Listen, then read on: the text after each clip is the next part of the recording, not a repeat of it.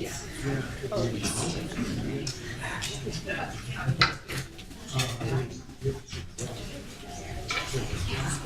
right, you guys, there's a poll up here. The question is, how would you characterize your general integration of technology in the classroom? You can text one of these codes to 37607.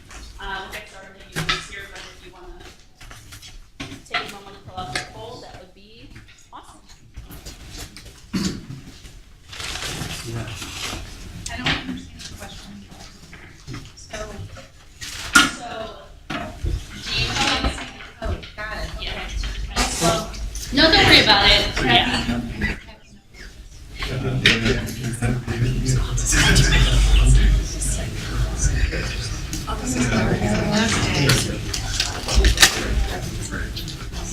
So you have to release the polls. If you want, you can just text the code corresponding to the answer to 37607. And no, then shut the off. web version's not live.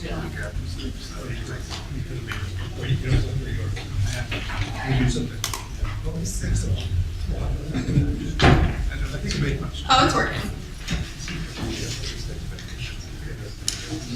Yeah, for the web one, I'm not sure it's working. So if you have a phone you want to text, go for it.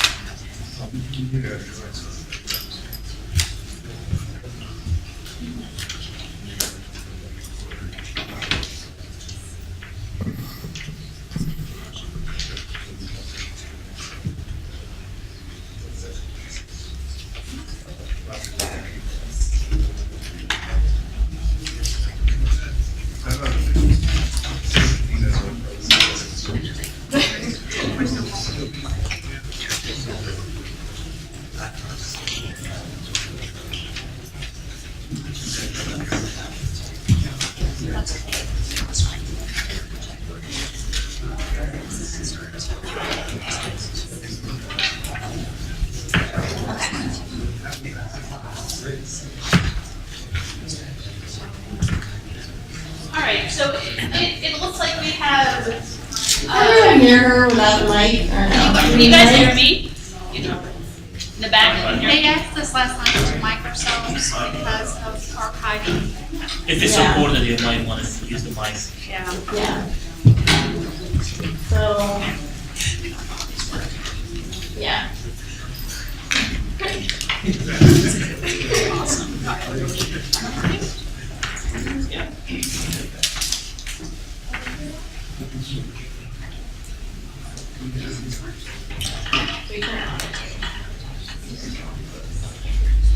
All right, so we're gonna try to get mic'd up. If you guys want to just contribute to this poll or we're getting set up, go ahead and starting presently. Okay. See if this works. I don't know. Is this microphoning, guys? Can you hear me? Cool. You can hear me? This is okay. Lovely. All right, Okay. now ready? Yeah, we're ready. Okay, so it looks like we have a little bit of a range here, and that's good. We are on the technologist track, but I wanted to specify before we really begin this presentation that it doesn't really matter whether you consider yourself a technologist, what area of law you're from. We're going to be using a lot of syntax. We both work at academic institutions, so we're going to be using a lot of educational syntax, but it can be translated. So learning objective could be a professional goal, that kind of thing. Any process that uses technology to reach a goal, this can be applicable to. And so I just wanted to clarify that up front so that everybody knows that this presentation is really for anybody. I am going to grab the clicker thingy. So this is where you are in case Make sure you're in the right place. That's right. My name is Joanna. This is Kara. We're going to be talking today about practical strategies for engaging students using technology for higher order thinking skills, professional goals, learning objectives. We're going to talk a little bit about the theory behind it and then practical strategies and applications. So the first thing I want to do is I want to address briefly a tension that I think is really pervasive in the field of law having to do with technology. And in order to demonstrate that tension, I'm going to show a short clip of the President of the United States talking to the guy who runs Tumblr, which is, most of you probably know, is a blogging platform that millennials use a lot. The guy who runs Tumblr went to the White House and he brought user questions from Tumblr about education and about student loans and that kind of thing. And one of the questions from a user had to do with STEM, which stands for science, technology, engineering, and math, and the devaluing of the humanities. And the president said some really interesting things. I want to show this clip, and then I'll talk a little bit about the tension that arises from the discourse that we see here.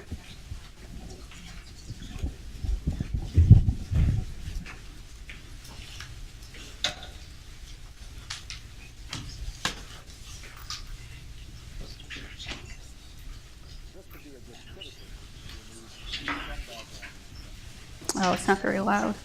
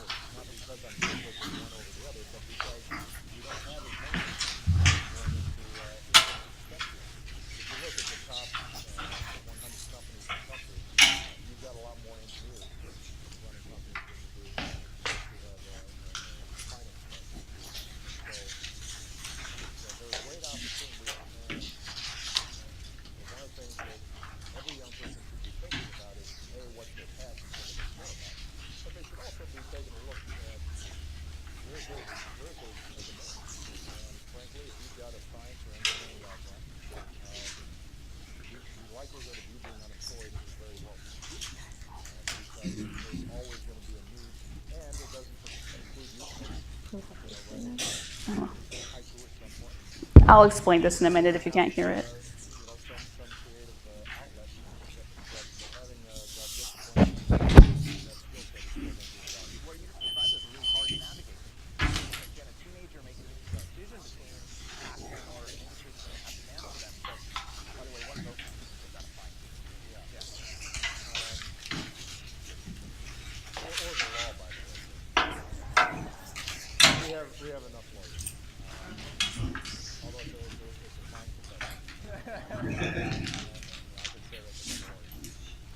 Okay, so I realized that was a little soft if you couldn't hear it. The president here, he makes a differentiation between, on the one hand, between going to school for the liberal arts, for the humanities, and thinking about how to think about ideas and systems. I feel like we can sort of appreciate that kind of model of thinking in law environments, law being one of those systems that it is worth a lot of thought. And so he said you can either do that, or you can go to Silicon Valley and you can make a lot of money. You can work for Facebook or for Google, and you can, So he sort of sets up a dichotomy between money and salary and thinking well. And I think that is a fear that I see a lot, that millennials, law students, younger people are replacing critical thought with technology. This is a fear that we have, and I think it's kind of funny that I'm standing here at Harvard Law School where the President of the United States went, and I'm talking to you guys about how the President is saying that the law is maybe not relevant to go into right now. And so I would like to maybe take a moment and acknowledge that this is a false dichotomy, and that we are hearing discourses and institutional sort of output that says that that law schools are not as relevant, and that this isn't true. And that the reason why this is being presented this way is because of this false dichotomy, because they think that we can separate technology and make it a goal as opposed to a resource or a process for thinking well. And this presentation is really going to discuss the application of technology in law curricula and in professional organizations to achieve goals that are not technology oriented in and of themselves, but are more comprehensive. Oh, we have to go back to the presentation.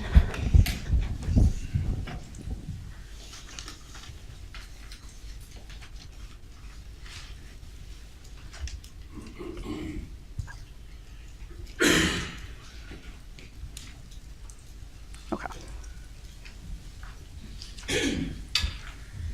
So when it comes to thinking well and what we're using technology to accomplish, as librarians, the first thing that Kara and I really think of is research. And these are the principles for legal research as advanced by the American Association of Law Libraries. And so the question becomes, how do we use technology to help students and professionals accomplish these goals, reach these competencies? And we do come back to these later. And so the first thing I want to talk about is 3 approaches to avoid. This is based on a study from the Journal of the Association of Legal Writing Directors. And these are pretty intuitive, but I just want to run through them. 3 different ways of misusing technology in the classroom. The first one is total indifference, right? This idea that technology is not relevant, that it doesn't play a part, and that we shouldn't necessarily consider it. I think you hear students saying in frustration a lot, this is 2014, and indeed we have to think about what that means, right? In 2014, how do we use technology to think critically? What does it mean to do well in today? And one of the components is definitely technology. The second one is technophobia. We want to avoid the fear of change. I'm sure that we all know somebody who is still using WordPerfect, and those people are a little bit, it's not that they don't know any technology, it's that they're a little bit afraid of learning new technology, both because it's new, but also maybe because there's a fear that if it's newfangled, it's not going to be as effective. And so we want to mitigate those fears by helping students feel really confident and know how to use these technologies to reach learning objectives and professional goals and do excellent work. Finally, there is the technocentrism, right? And this is one of those things where people who work in emerging technologies at a lot of different libraries, a lot of different institutions, often that role is seen as tech evangelism, right? This idea that we come out and we say, you should always use technology no matter what. Choose any technology. Technology is great. Web 2.0 is great. Mobile social technology is great. Actually, there is an evaluative process for deciding which technology to use when, and when technology isn't appropriate. And so it's important to realize that although technology plays an important role in reaching our goals today, it's certainly not the point in and of itself. So a study done in 2007 by the Berkman Center of Internet and Society shows that there are 3 different areas, 3 different skill sets that aspiring and practicing attorneys need in the technological realm to succeed. And those 3 are technosocial. This is basically what you would think of. It's social networking, it's collaboration tools, it's anything that involves technology and also other human beings. So, if you have to, this presentation is a Google PowerPoint, a Google present slide share thing. And so that would be an example where Kara and I collaborated online, sometimes from different places. And a digital environment brings different sort of responsibilities and tasks, and being accountable and responsible means something different when you're not in the same room as the person you're working with. So that's one thing. And then there's the professionalism around it, right? So if you're networking, do you really want to post what you had for dinner on LinkedIn? Maybe not, right? So how do we use these different things professionally and well. We have knowledge generating, and this really has two different parts to it. The first one is using or finding information and making sure it's the right information. So in the age of Google, you can find 5 different answers to the same question.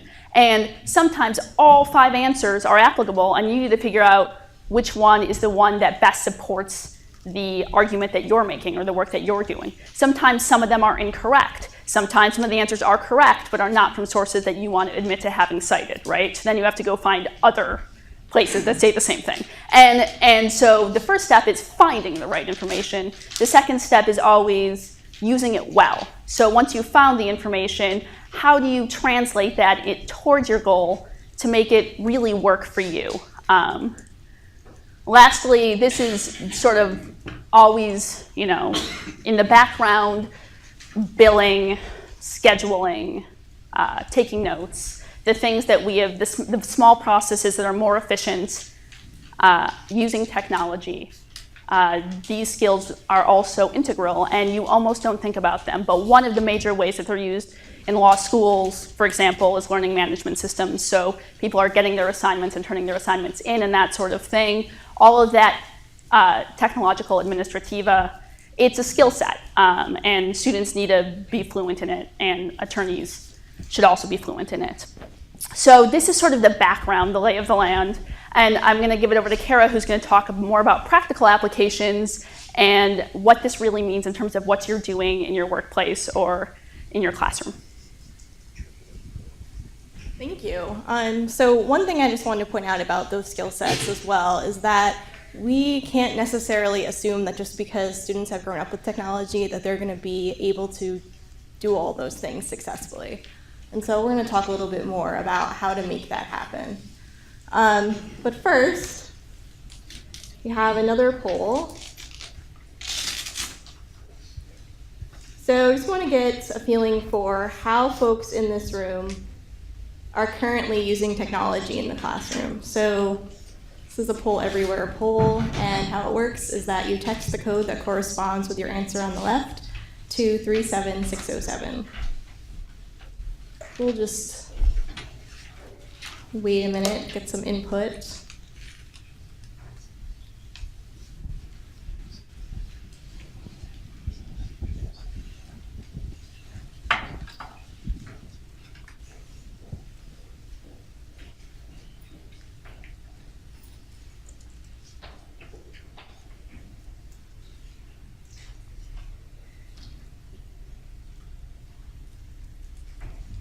Sorry that the text is so small, but the options are assess student learning, automate a process, introduce a new tool, engage student interest because it's fun, which no one has said so far. Not fun, guys? Or all of the above. All right, I'm gonna assume that all of the above people do think it's fun.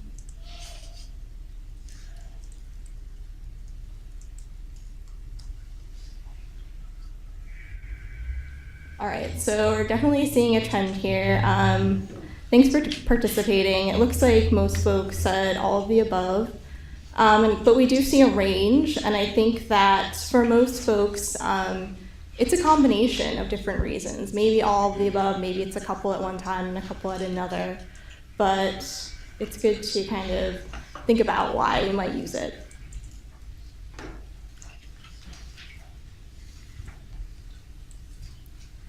So,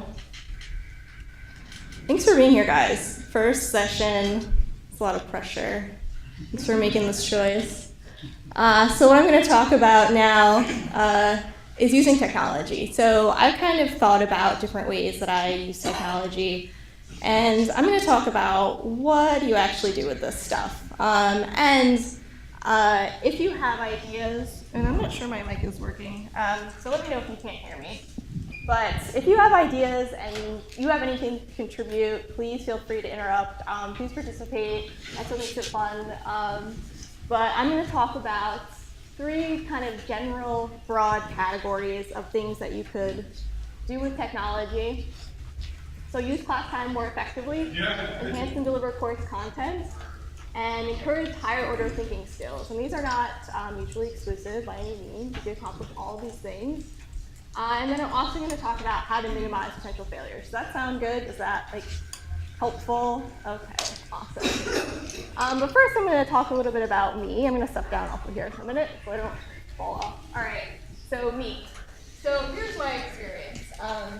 Sort of coming out of grad school, becoming a new teacher, I had this idea that I was going to go in that classroom and I had all this great knowledge that I was going to present to students, and I had awesome PowerPoint slides that had all my points on there, and then of course it was great. It was, you know, I knew the stuff was important. Why wouldn't the students know it was important automatically? Why wouldn't they just learn it through the process of me telling them?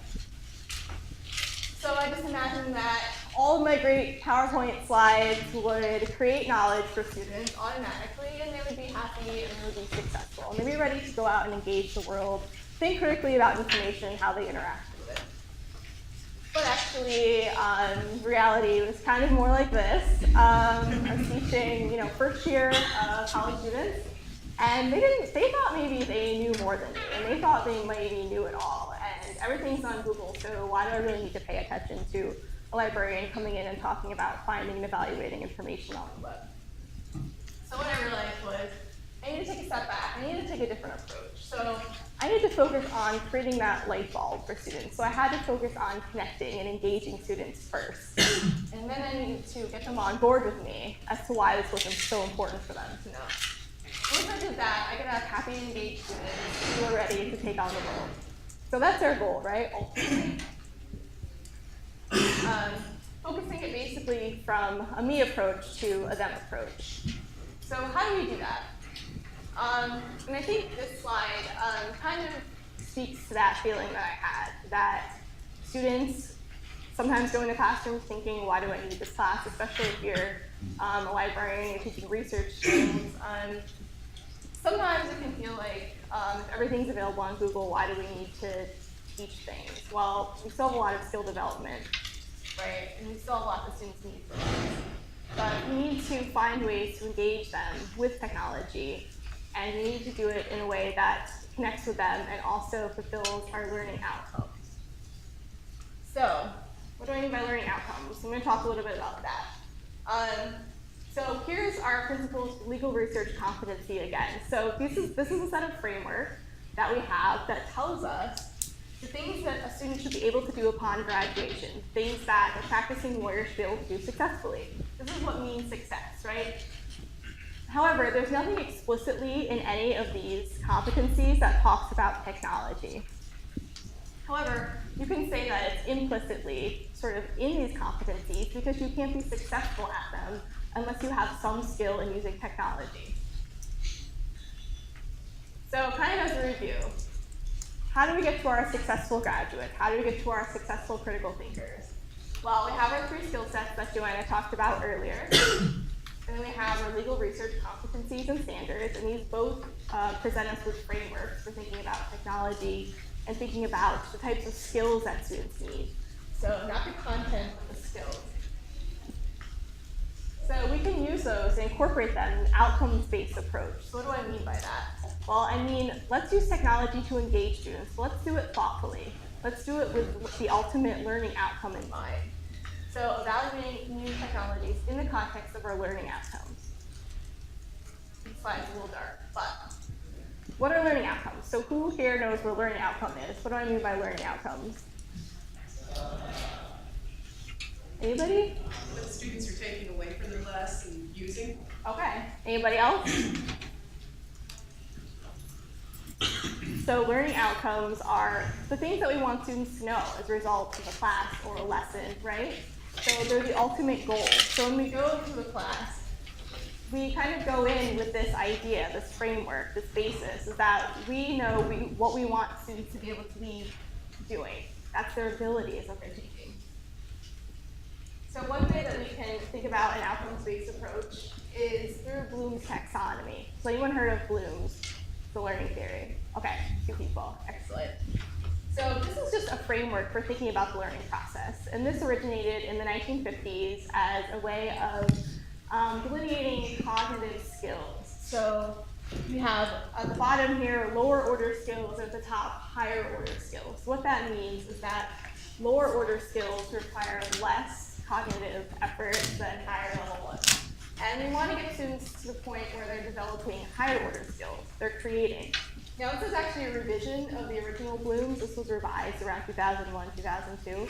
And I like this one better because it actually flips a couple of stages and it makes the ultimate higher order skill creating. And I think that speaks to a lot of what we're trying to do. We want our graduates to be able to create new knowledge, to make connections with the world, to sort of integrate all of the experience and lessons that they've had from the beginning, to ultimately creating some kind of new knowledge and applying it. Okay, so then Andrew Churches came along in 2008, and he's like, this is great. This is still a great framework for thinking about skill development, for thinking about learning outcomes and integrating skills.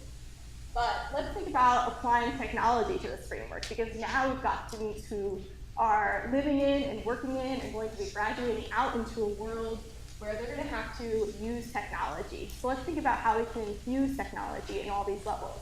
So we can use it to engage students, and we can also use it to develop those competencies that they're going to need in this area. So again, on the lower level, we have less integration, engagement with technology, and on the higher levels, we would have more engagement, more integration. So what does this really mean? What am I saying?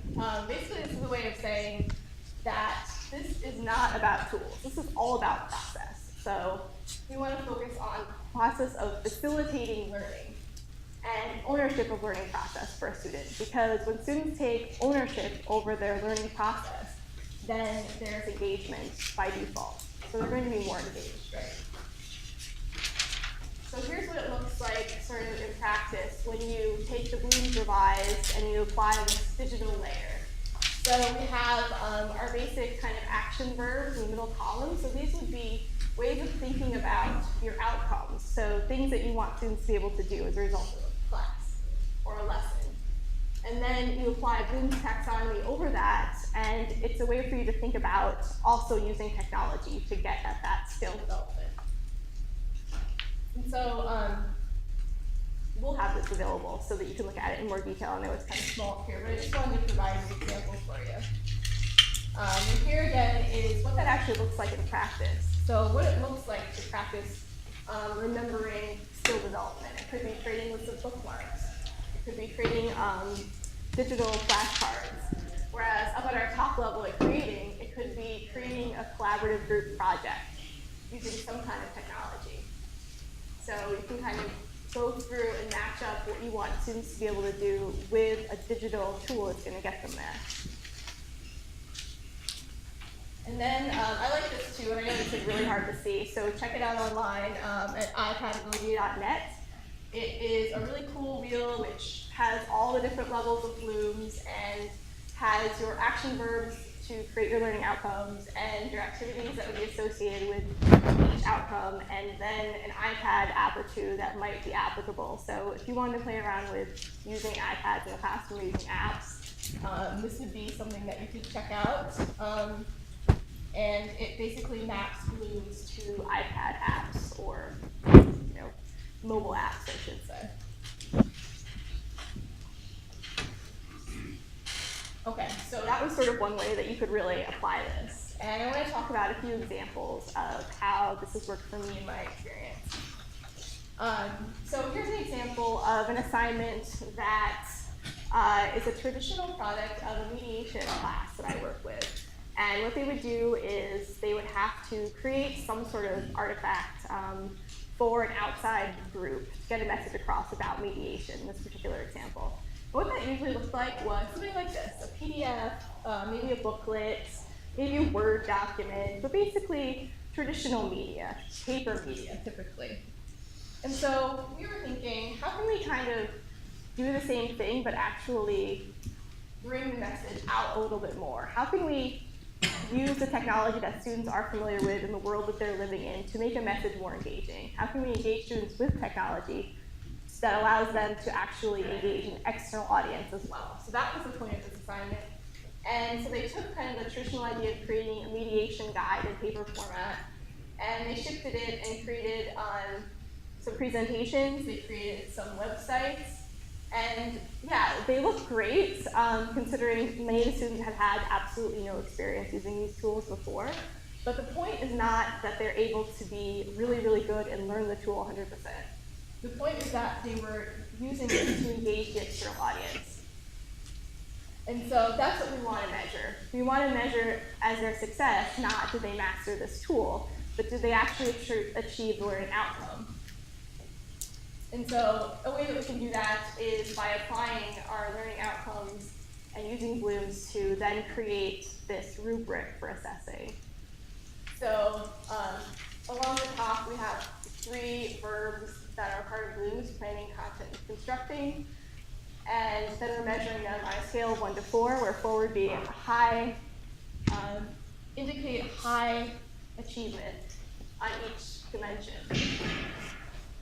So sometimes when you're dealing with technology, people might say, well, it's all great, but it's just kind of fun. It doesn't have a practical application. Well, this is proof that you're actually teaching something, and the students are actually achieving something with technology. So if you need that kind of proof, definitely examine creating rubrics. And again, this is something I just adapted from Rubrics for Bloom's Digital Taxonomy, which is available at edorigami.wikispaces.com.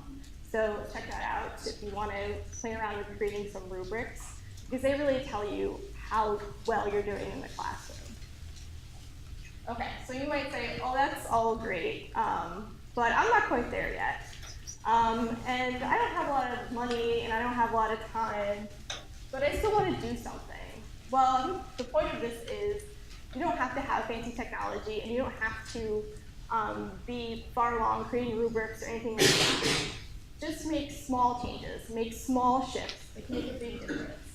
So how about if we want to engage students in the classroom, making use of the technology that they already have, kind of like I asked you to do today. So I know lots of us have technology on us, or I hope. And so I asked you to participate using Poll Everywhere. Has anyone here used Poll Everywhere? Just before today? Okay, so a couple of people. So will anyone go back and use this in their classes? Yes, okay, I got a couple hands, awesome. All right, so this is the way that you can engage students with technology that they already have. Why do you want to do this? Well, traditional lecture, you might call in a student, you might get an answer from one student. It doesn't allow all the students to be engaged. Something like this does. So with something like this, you could hear from, it allows students to develop skills and think about answers. You can hear from all of them, get all perspectives. Okay, so maybe you're saying, all right, well, I want something that will let me kind of save time in the classroom using technology. So this is something that can get you there as well. So Google Forms for assessment are a way that you can minimize downtime and use them in a couple classes to get student feedback. So if we wanted students to kind of reflect on the work they had done in the class, or to reflect on questions that they might still have without just asking them, we could create a form that solicits that feedback. And we could actually see the answers come in live with Google Forms. So you can send this form out to students and have them, you can put it in your course management system, wherever you wanted to do. When they were finished with the assignment for the day, you could direct them to fill out the form. The questions we asked here were, what was the biggest or most surprising takeaway of the day for you? What topics or concepts were less clear? Any additional comments or questions? So by actually having students go through the process of thinking about and writing out responses to this question, you're engaging them with technology, and you're actually asking them to participate in the skill development. You're also getting feedback from them that you can choose to respond to at that time or at a later date. So it gives you some formative assessment as well. Okay. But we all have stories of technology when it doesn't work that can be very discouraging and very sad.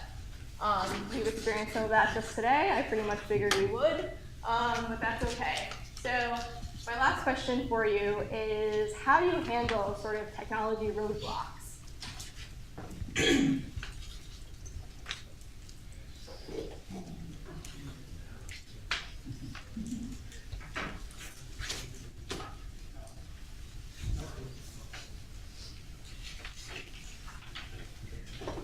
So what is your biggest barrier to using technology in the classroom?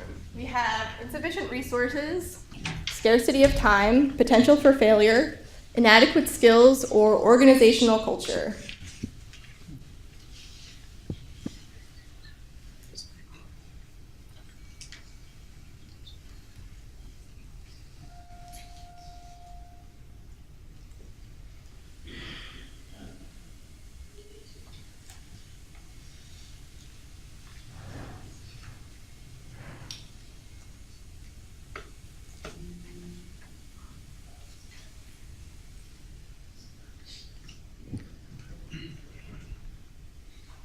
For a lot of us, it's probably a combination of more than one.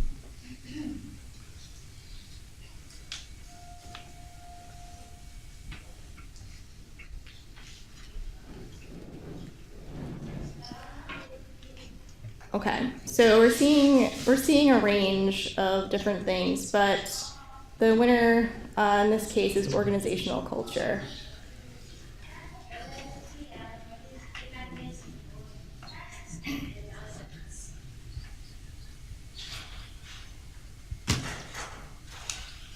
Okay, so thinking about failures.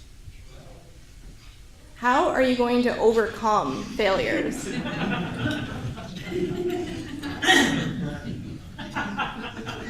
So this is one approach, right? So how do you overcome those concerns? How do you overcome your roadblocks? Anybody?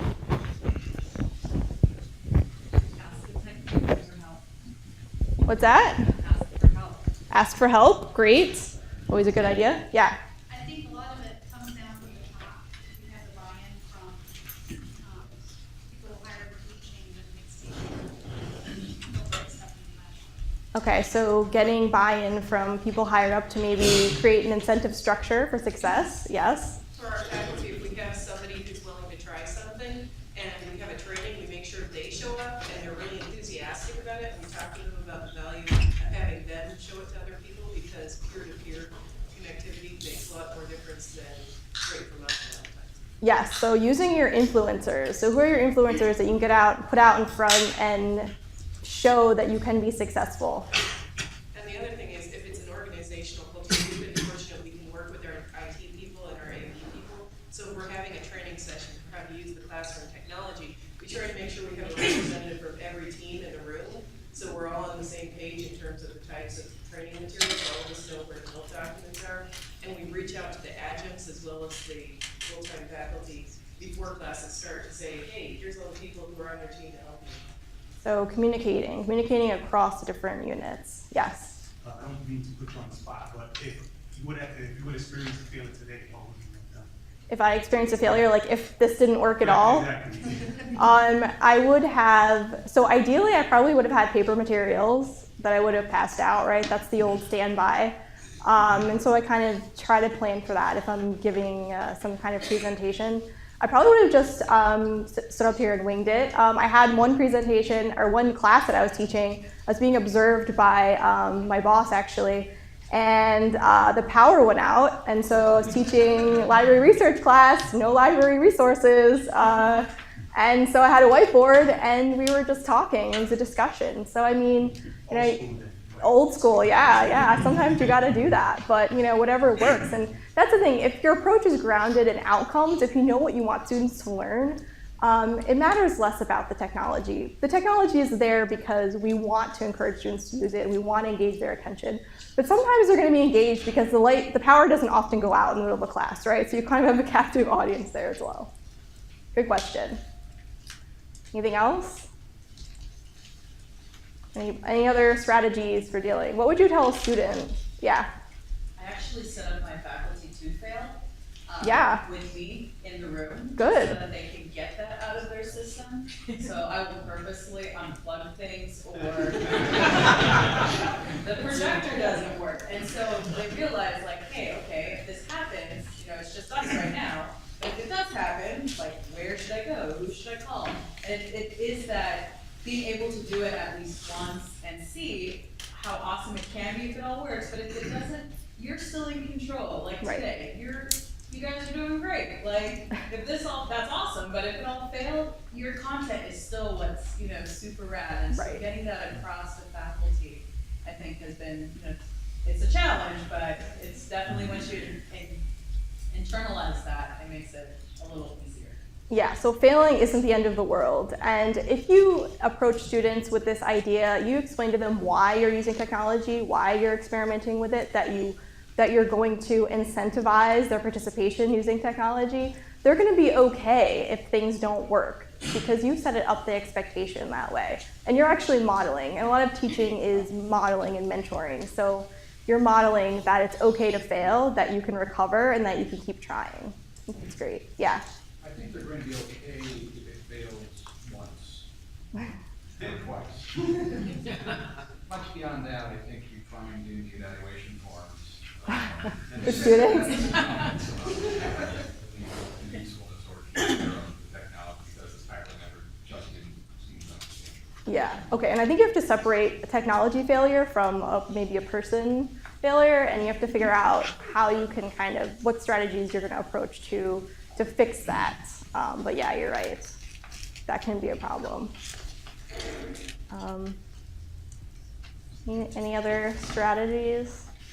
I think one way to make room for faculty who are very frustrated or upset with pressures to use technology is to set up ample room for failure, in advance, and to say, hey, this is a thing where you're working on it, you're learning it, I get it, have some time to do it poorly for a while, and that's okay, and you'll get the hang of it. I think the big fear in learning new technology is not the new technology, it's the learning part a lot of the time. And so if you say, we're gonna create this space, we're gonna let you experiment, and we expect, and it's totally okay for there to be failures sometimes, and because that's how we all started learning anything. Creating that environment helps people feel more supported because there's a lot of pride and a lot of fear at stake if you've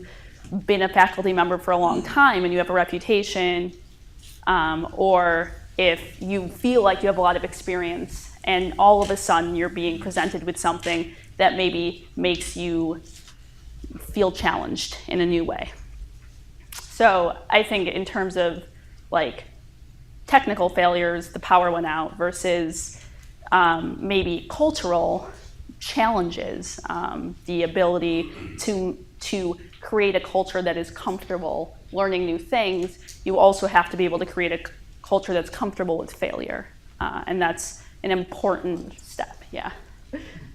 Yes. We've had some of our faculty getting together to talk about learning strategies, and I hear a lot of discussion about that. But the other thing is sometimes people don't talk to each other about their successes. So getting a chance for the people to say, I tried this, at first it didn't work, what have you tried? And just share the strategies is something that not all faculty have a space to do that. And when they do get together and they're like, wait, you've been doing that for years, why couldn't I talk to you? It would be kind of funny, but sharing that meta learning side of things with each other is Yeah. important. And I think, somebody mentioned asking for help. I think that's a really good point. So here we have a community of people who, are our peers and are interested and engaged in using technology well in the classroom. So, take advantage of that to ask other people their experiences and ask about their successes and think about how you can, take that home and start to make incremental change slowly if that's what it takes. But, trying. Okay. Yeah. Question regarding the culture of failure. The law school culture is not typically accepting of failure, whether it's students or faculty. Do you have any thoughts on how, it would be a major cultural shift. Do you have any thoughts on how librarians, technologists, IT folks can build that in as part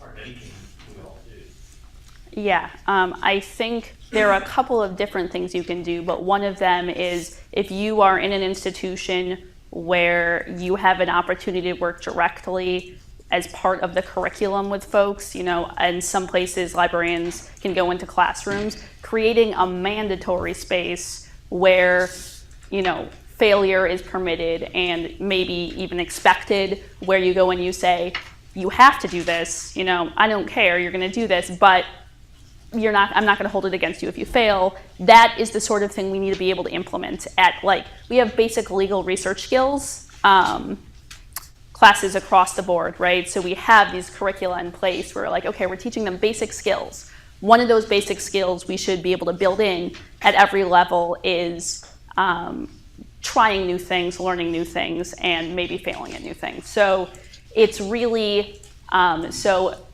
that is obviously a really big step, right? To say at every level, we're going to introduce this. It's not very realistic to do in the short term.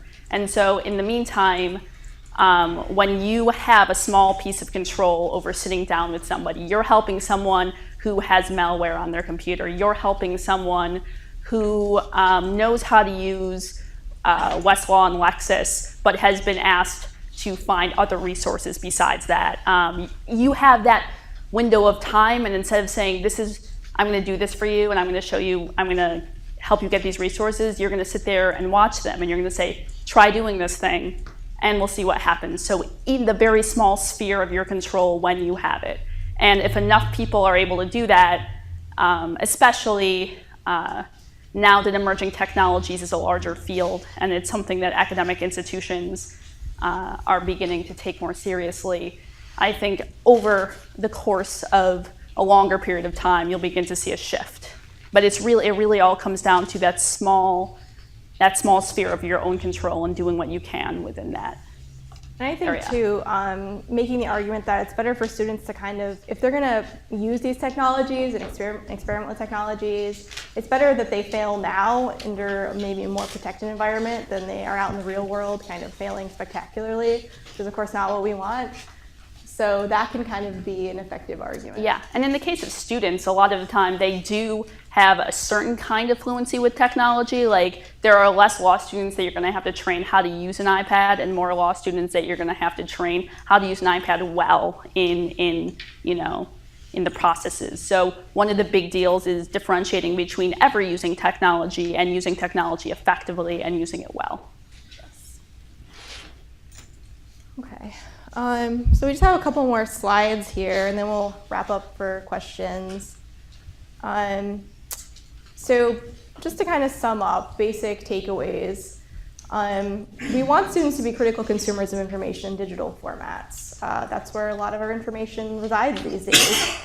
We need them to practice technology skill development in order to cultivate these skills. So we're providing an outlet for that. Using technology engages students while modeling its appropriate use. So failures, if that's what happens.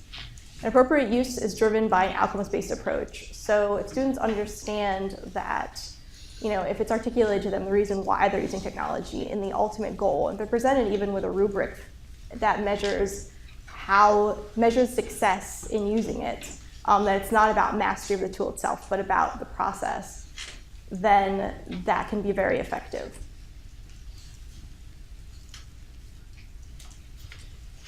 Okay, so this is an example planning template that kind of goes through the steps that we talked about today. And this will be available for you to kind of look at and work through, but I didn't want to leave you without leaving something to kind of go back to and think about. So this is just a suggested approach. It's a way of thinking through devising learning outcomes, measuring them, and then ultimately the technology that you're going to use. If you have any questions about that, you can feel free to contact me at any point during the conference or afterwards, or Joanna.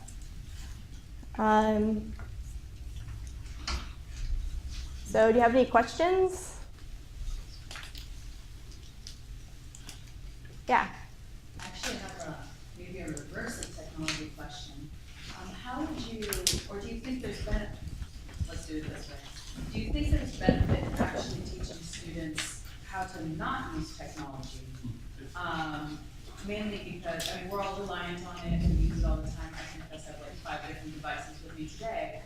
But I'm thinking of, for example, like clinics that reach out to, underprivileged or minorities, and you make a wonderful, info presentation and they can't access it because there's one library, in the middle of nowhere, or there is no technology, there is no internet access, there is no, there's really nothing, you know, so I guess print, you know, might be your only way of Yeah. going there. And do you think our students could do that? Or do you think if we're just so technology driven that they may not be able to translate, I don't know, a digital presentation into whatever they may need to do? No, and I mean, I think it makes sense to take a balanced approach. So we need to teach students how to use it effectively. So sometimes that means it's not appropriate to use technology now. But if we don't let students use technology at all, then I worry they won't know when it is and when it is not appropriate.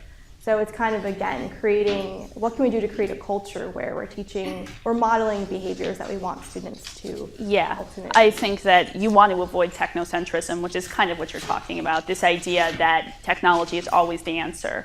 And it's a process thing. So you're looking at who is the audience that you're engaging and how can you bring it to them. And the trick right now, I feel like in law, a lot of the time, we're facing the opposite challenge where bringing that process involves technology that people are just getting used to. But the other side is also true and very relevant, that if your audience isn't comfortable with using mobile technology, if your audience doesn't have internet access, if the people you are trying to reach don't respond well to those technological tools, then you do need to figure out a way to transfer that information. And that's an important thing to think about. It's like, you know, avoiding these three shoals: technophobia, technocentrism, and indifference, right? None of those three are ever the answer. It's always some middle ground. So I can give an example too. For that mediation assignment, one of the things that I did was I went in and I talked to students about figuring out who their audience was, that the message had to be targeted toward that audience. So if they were trying to reach an audience, like you're saying, that was primarily rural and, you know, paper was going to be the way to reach them, they were going to create something that was paper-based, and that was okay. We wanted students to experiment with technology, but only in the case that it made sense. And part of that lesson was you need to figure out when it does make sense. Yeah. Comment than a question, but I think you're giving really great information about learning, you know, theory. And I think a lot of people in the room are really interested in that and how we practically apply it. I think a lot of faculty become very interested in that when you start to talk about here's how you're doing your job and here's how to do it better. A lot of students don't have any concept of it. And making that actually explicit in your class to say, here's the learning outcome and here's why you should care about learning outcomes. Here's why, if I say you should use this device or you should practice your presentation, here are the skills that you need to learn and here's why. Just making that really explicit. There's been a lot of discussion. There's a really great article, I can't remember, I'm trying to put it on, that talked about how going into, they did some case studies in like classrooms in high schools in New York City, I think, where their math scores were going down. And all they did was a short presentation at the beginning of the class, and they had, you know, sample groups, and some of them were given the presentation and some of them weren't. And it was basically just, how does your brain work? Does it work by being challenged? Is it like a muscle that you can build? Is trying something hard and not failing okay? And the students seemed kind of bored at the moment, but when they tracked them over time, they did so much better. And it was just that moment of actually trying to understand, how do I learn? Is it okay to fail? Taking risks and things like that. You have to be kind of explicit about it, because And framing. if you're not an educator, you haven't thought about it. Right. It's sort of the student as client mentality, right? You want to make them understand the services that they're receiving in such an explicit way that they understand the value of them and that they're willing to pay with their time and not just their money. Right. And that goes toward creating the engagement piece. Yeah. I have sort of a naive question, only because I only have an impression, I really don't know. But aren't a lot, or at least some law schools moving to gearing towards all digital content? Aren't a lot of libraries shrinking and going all digital? If that's happening more and more, then how is it practical to train law students on the old ways if it's just not there?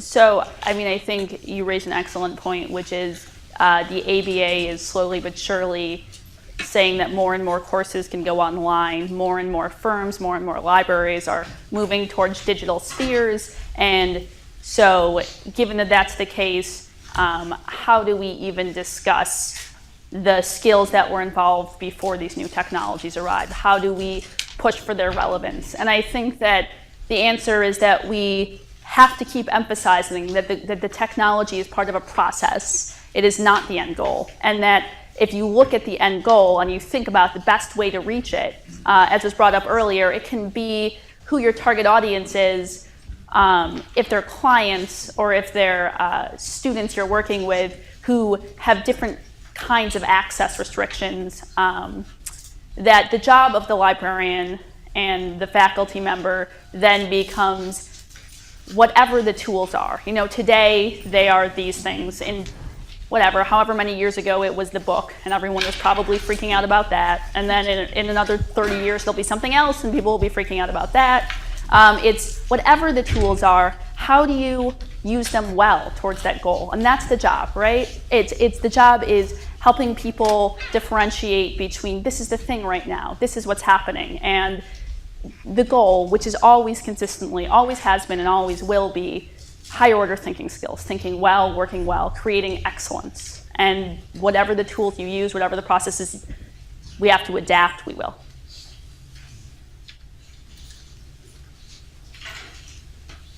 Yeah. Oh. Okay, thank you.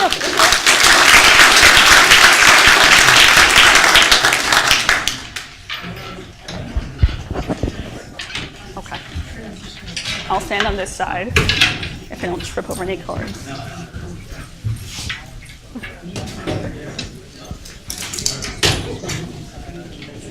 Yeah, thank you. Our Harvard Law photo op. See what you're working with? Feel free. I hope you don't have audio. You know, it's actually my problem because I didn't take the audio in the video itself, which if I had done would not be a problem.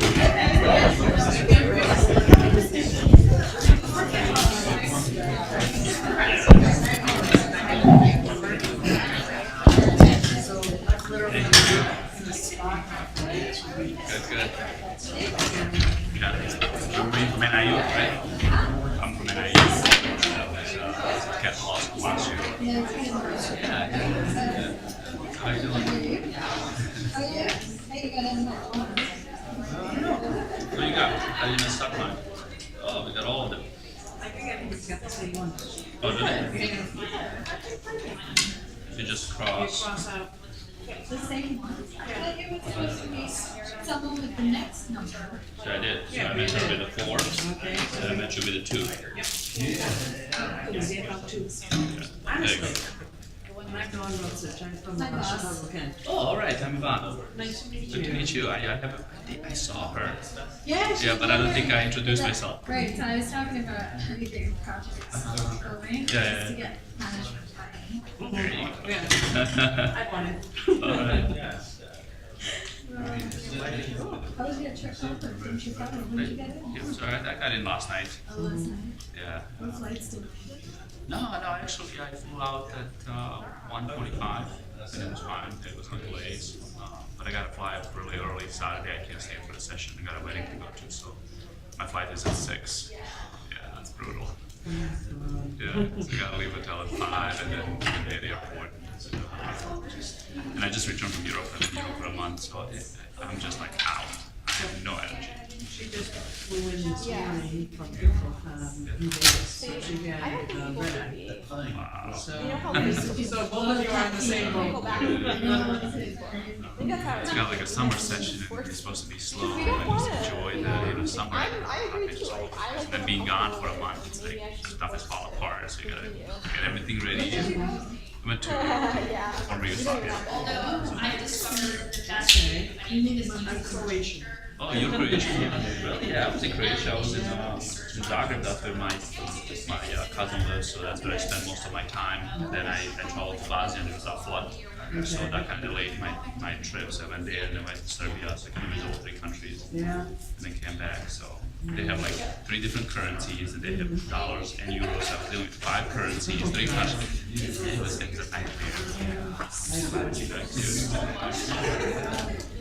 Oh, yeah, it cuts like 70. I was expecting this to be a little different. I was thinking more like new technology, engaging with technology. Yeah. Any new projects you guys are doing at Kent? Yeah.